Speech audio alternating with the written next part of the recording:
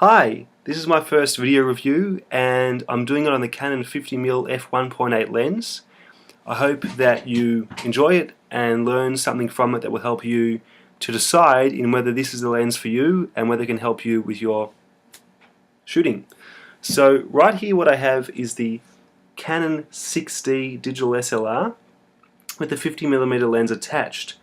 The reason I have it attached right now, one of the reasons, is to show you just how small this lens really is. It's a fraction of the size of the kit lens you probably received, being the 24-105 or any other zoom lens in fact, and it weighs next to nothing. It weighs, I think, about half or a third of the Canon 50mm 1.4 and a fraction of the Canon 50mm 1.2. So it is definitely the lightest lens that I have, and being as small and light as it is on a modern digital SLR like the Canon 6D, which weighs also very little compared to previous full-frame digital SLRs, it's very, very portable to take around with you. It really is a go-to lens for travel, which is something I do quite a bit. Wouldn't use it if I was a professional, but for traveling, definitely. So one of the benefits of a 50mm lens with an f1.8 as opposed to 3.5, 2.8ish that you probably have with your current kit lens or many zoom lenses is that it allows a significant amount of light, more light, to come into the lens, which is one thing. And the second thing is it allows a very, very shallow depth of field, which at further distances, which allows for creative techniques you couldn't otherwise easily achieve. So I'm going to show you a few clips now of very shallow depth of field that you can achieve with the Canon 50mm f1.8, and then we'll continue with the review.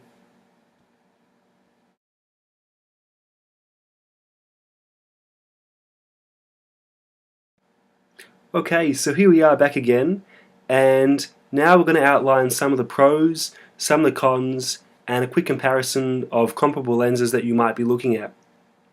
So one of the pros about this lens that we may have mentioned is there's light. It weighs about 1/2 to 1/3, I guess, of the Canon 50mm 1.4 lens, which is its immediate next competition. And it means that often if you're traveling or on holiday, it's the first lens you put in your digital camera because it weighs so little. It's just very comfortable to carry around. It's cheap.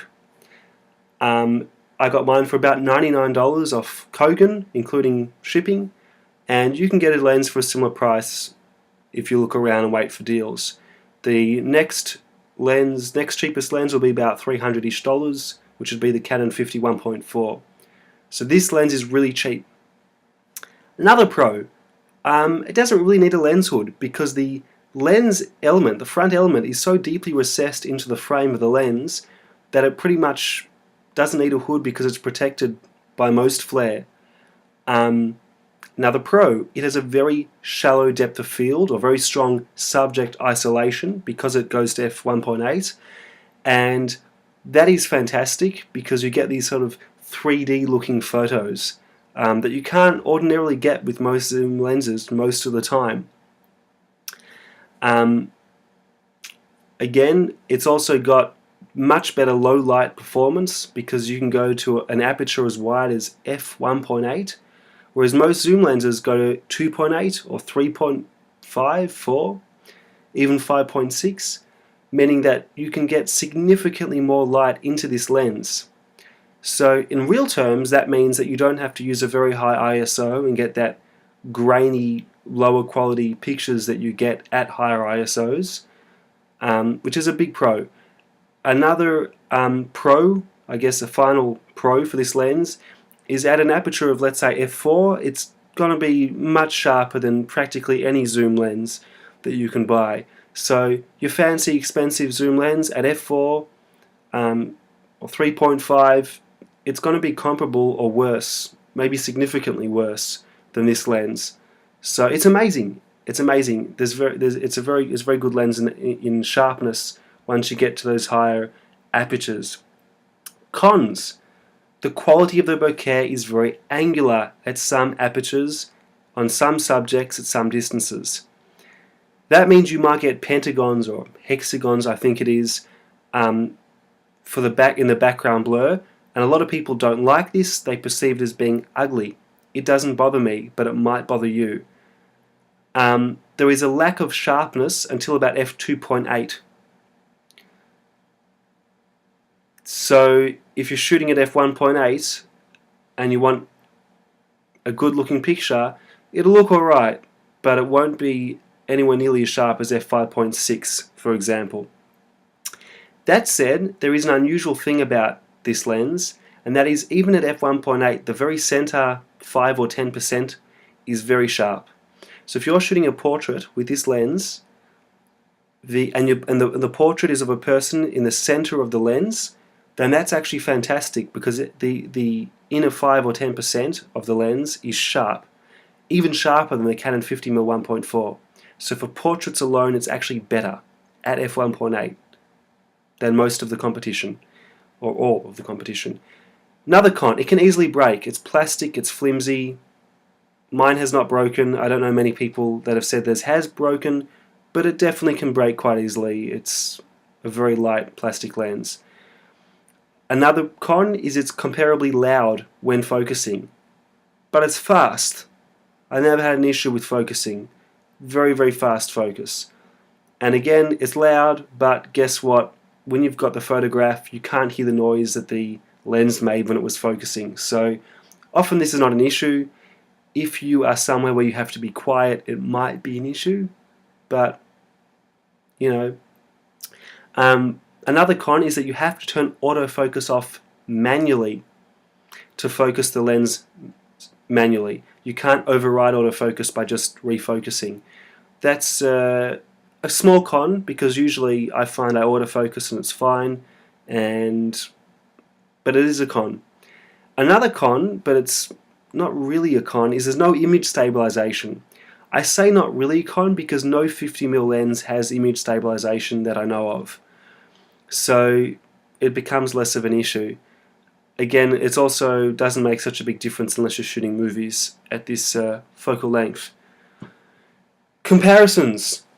The Canon 50mm 1.4 is the closest lens that you can buy, and it's also a really good deal, I think.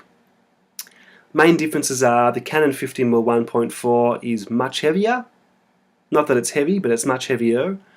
And it's about $300, so it costs about 3 times as much.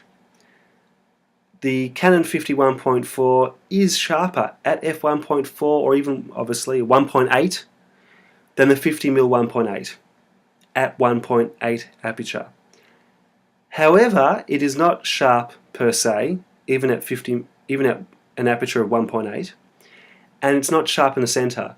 So if you have the Canon 50mm 1.4 lens and you're shooting portraits at an aperture of 1.8, it probably won't actually look as good, just for portraits, than the Canon 50mm 1.8 for portraits. But if you're shooting landscape in low light, then the Canon 50mm 1.4 at an aperture of 1.4 will look better. It's a much tougher lens, the 50mm 1.4, and you can automatically override the focus and manually refocus. So these are the advantages of the 50mm 1.4 and the disadvantages. Another alternative is the Sigma 50mm 1.4 lens. I wouldn't personally buy that lens because I buy most of my lenses on the internet where it's considerably cheaper than in store, and the issues I believe with quality control with Sigma from what I read online. Don't quote me on that, it's a personal opinion, but people online are saying regularly that you can get good copies of Sigma lenses and you can get bad copies, and I just don't want to take that risk. It is also substantially more expensive than the Canon 50mm 1.4 lens, so any advantage you get in extra image quality is kind of outweighed by the extra expense. And it is a better lens when you get a good copy, just to be clear. The Canon 50mm 1.2 lens, that is the cream. That's a really good lens, and even at an aperture of f1.2, it is very usable. It is far and away the best lens that you can buy. The colors are better, the sharpness is fantastic. However, it is about a $1,300 lens, so it is really expensive, and it's a heavy lens. I think it's 500-600 grams or something. Whatever it is, it's a lot heavier than any of the other 50mm lenses, and basically out of the price range of most mortals. So that's the comparisons, and I guess in a sense the rationale of why I chose the 50mm 1.8 lens. Another rationale for choosing the 50mm 1.8 lens, if you're new to photography or it's your first upgrade, is it's so cheap and it produces such amazing results at an aperture of 1.8 that you can't get with most or maybe even all kit lenses. So if you're not sure and you've just got a digital SLR and maybe it's full frame or maybe it's an APS-C sensor, doesn't really matter, jump in and get this lens. It doesn't cost much in real terms and you'll get such enjoyment out of it. It is probably the single best investment you can make if you're starting photography, this lens, to get an idea of what you can achieve, and I highly recommend it. Please, hope you enjoyed this review and take a look at the photos I have after this and let me know what you think, and I hope this helps you in your decision making process of which lens you would like to purchase. So, yep, thank you.